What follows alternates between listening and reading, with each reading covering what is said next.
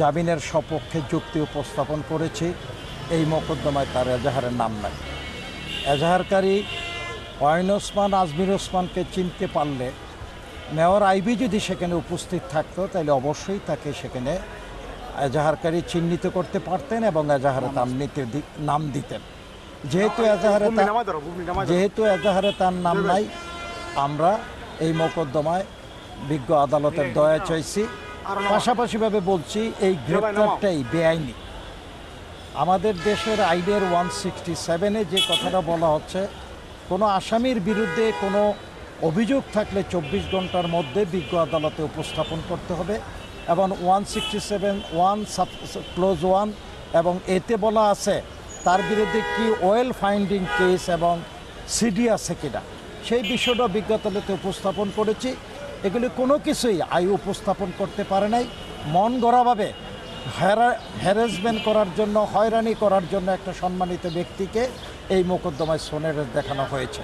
এবং আমরা এই কথাও বলেছি, প্রথম 5টি মামলায় গ্রেপ্তার করার পরে 9/11/2025 ইংরাজি মহামান্য হাইকোর্ট জামিন মঞ্জুর করার পরে তৎপরবর্তীতে আরও 5টা মোকদ্দমায় গ্রেপ্তার দেখায়।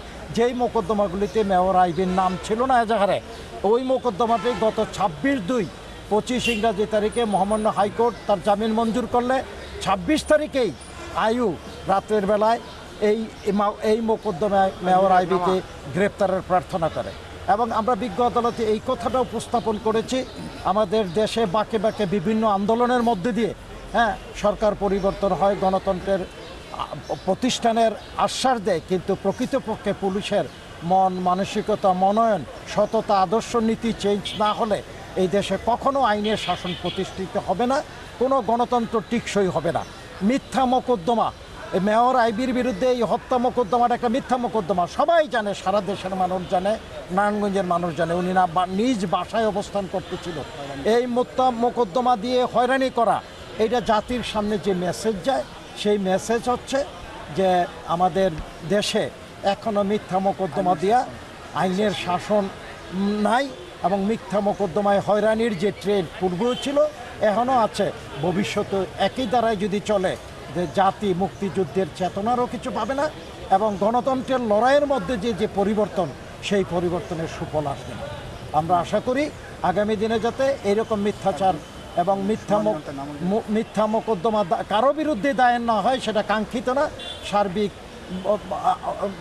সার্বিক শুনানি অন্তে এবং আমি এবং আমার বন্ধুরা অ্যাডভোকেট মাসুম, আনোয়ার হোসেন, কাজল, দীপু, শাহিন, আমরা সবাই সেখানে উপস্থিত ছিলাম। শুনানি অন্তে আমাদের আরও অনেক বন্ধুরা শুনানি করছে। শুনানি অন্তে বিজ্ঞ আদালত আমাদের জামিনের আবেদন নামঞ্জুর করেছে।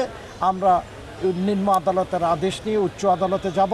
আইনানুগভাবে আমাদের যত প্রতিকার প্রার্থনা করা দরকার যে এই আদালতে, আমরা সেইভাবেই অগ্রসর হব।